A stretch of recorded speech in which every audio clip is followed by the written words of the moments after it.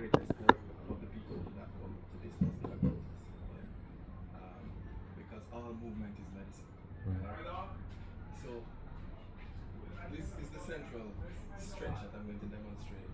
There are others, which, for example, they said the most ancient self-healing posture, we demonstrated it last time, is squatting, and indigenous people do it around the fireside, feet straight forward. If you're unable to just be in this position, 3 to 5 minutes is diagnostic. If you can't afford, can't manage to do it, then Churchy could come and hold on here. If you can't manage to. Oh, to have a has to be a tight foot.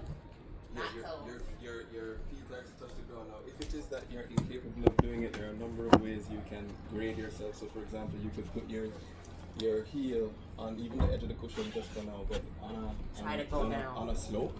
You could do it on a slope. And if you're doing it on a slope, then you can train it at first. Otherwise, you can hold. Come here. Come over here. I don't want to be like that. I want them under your shoulder and I want them facing forward. And hold on if you need to. And get the bottom to touch the knee. Like that. I see. Right. So any pain that we're experiencing in this posture within the first 3 to 5 minutes, if you don't practice yoga or dance, because for persons who dance and persons who practice yoga have to do lodging for 30 minutes for diagnostic. People like you and I who are just, trying to do the best we can, 3 to 5 minutes will tell us what's going on, right?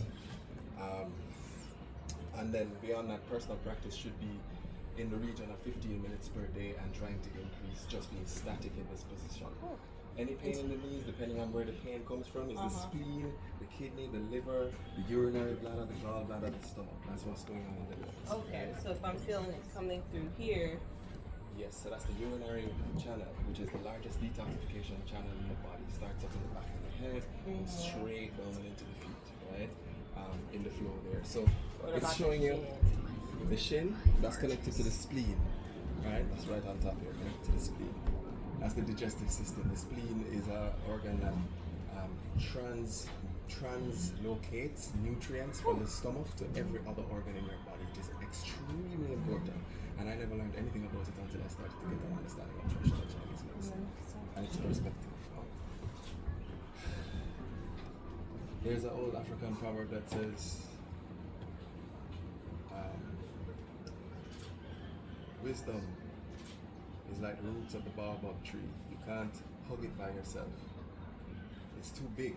A baobab tree trunk is huge, the size of this wellness center. So I'd have to hold your hand, coming from another culture, hold another hand, hold another hand, and together we could hug wisdom. Yeah. So when we hear that something is from traditional Chinese medicine, I dug a little deeper and found out that this is connected to many spiritual practices of people in the Congo, of people in different parts of Africa. And right here in Jamaica, we have our foreparents who go to the river, go to the sea, and they take the water and they pat it on their bodies, and they have many different instinctive variations of these practices because they are considered to be the most ancient self-healing exercises known to man. So squatting is one of them. Now the stretch that helps us with the womb, helps us with anything from period pain to infertility and everything in between, the fibroid, PCOS, endometriosis, all of these things, right? And for the man, for both of us, it's extremely powerful because it is focusing on the lines of the kidney and the liver. And the kidney is an organ or a meridian that cannot have any energy added to it. It has prenatal energy, and so it determines the length of life, right? And so you have your lifespan is connected to your kidney, your sexual and reproductive health is connected to your kidney, your memory is connected to your kidney, and the retention of the emotion, fear, is also connected to the kidney, right? So when you even doing these practices, sometimes you will feel emotions coming up, and they're coming from these spaces. Right alongside the kidney line is the liver, which is the anger line, and so that's where anger is stored in the body. The liver rules the tendons. But this particular stretch that I'm going to show, if a woman is going through period pain, menopausal issues, anything in between, wound issues, if a man also is having issues in that area, of any kind, prostate issues, whatever it is, and just for the betterment of our lifespan and capacity. So everybody really should do this, right? And it is, we don't have enough wall here right now, but you. I just want you to see this stretch. This is for the womb and everything else, you know. So always when we're using our hands in our stretch, we point them to the sky and we drop them back because the heart, lungs, and intestines are in the arms, right?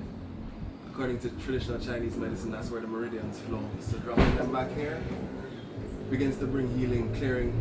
What it really does is re-straighten the circulation, whereas there's also a patting aspect of the practice that cleans. This aspect re-straightens so life force energy can flow. So hold on, don't get into position yet. Okay. I haven't done it yet and it will take some space. Okay. So the first position is really here, right? And if you couldn't reach there, if it stopped here and it was painful, then that's where you would need to be for now. And if you wanted to reduce the pain to manage it, you could pat on it with a hand wherever it actually hurts to manage it, right?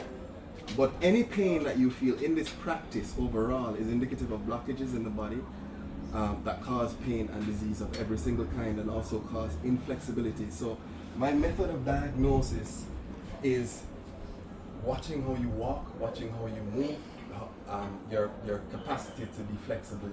If I really want to know what's happening, I may ask you to squat to see what's really going on. So it is all about, it is evidence of blockages that you're inflexible, right? Oh. And this process, if it looks difficult, will become very easy once you're clean, and we will show you the cleaning technique as well. So this is first position, this is second position, and you want to do the same thing on that side. You want to do 15 minutes on each side when you get to that stage. Start where you are, 3 minutes, 5 minutes, continuing to 15. Third position is this, and it is gravity assisted, so as you remain there, the legs will start to drop, right?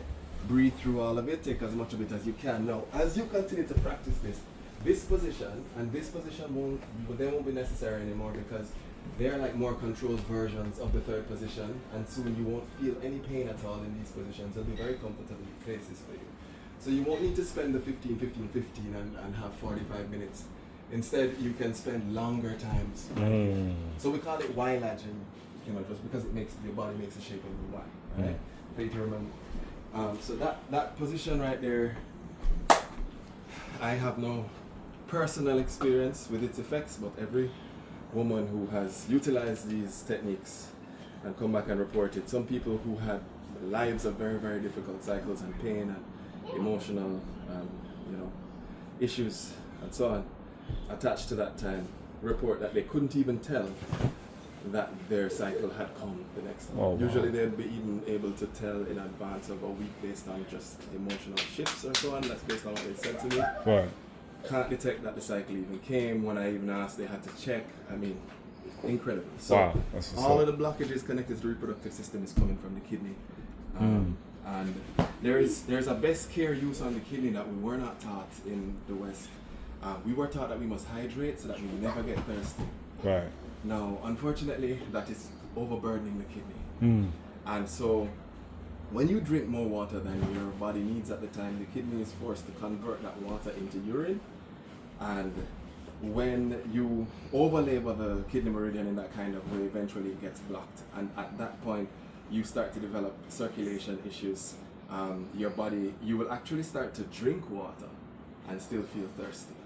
So I don't know if you've ever had that where you drink the normal glass of water that you drink and be like, oh my gosh. Still. Another one. Yep. Yeah, so when you begin to clear the kidney meridians, it allows you to be able to receive water. Likewise, people ask about nutrition in relation to this practice. Our motto is the best nutrition is clean channels, because if you are putting minerals and vitamins and stuff into the river or the gully when it is blocked, then you're not going to get a dredging effect. You're going to get a proliferation effect. Right. Yes, if you're putting nutritious things into stagnancy, then you may have some interesting mutations happen there. True. And so therefore there is a danger in supplements, in vitamins, in minerals. By the way, when I speak, I usually begin my presentations by saying, please do not believe anything I have to say, because everything I have to say can be experienced, yes? Yeah. And I'm not here to convince, and I'm not here to prove. For those who are open, I'm here to share, yes? So, Where were we? Can I try this one while you're talking? Yeah, absolutely. Once you can find the space, yeah. So don't put this in between. It has to be flat. Master Hong Shi Zhao and practitioner of a couple of other traditional modalities that I am not even very familiar with. He was aware that in the culture of the Taoist monks, there are many practices ranging from reflexology, acupressure, etc., that use the hands only to heal others. And he also knew that in the root of his culture were self-healing exercises where people use these very same hands to heal themselves. And he went on a search to find something that could help the world in this time, and primarily he wanted to help people who couldn't afford healthcare. That's the primary desire of his search, because he would go to all kinds of places, Tibet even, all over the place, and be helping a lot of people with his techniques. And he couldn't help the people who his hands couldn't touch. And you know, if people couldn't afford it as well, it would ostracize a lot of people, etc. Right?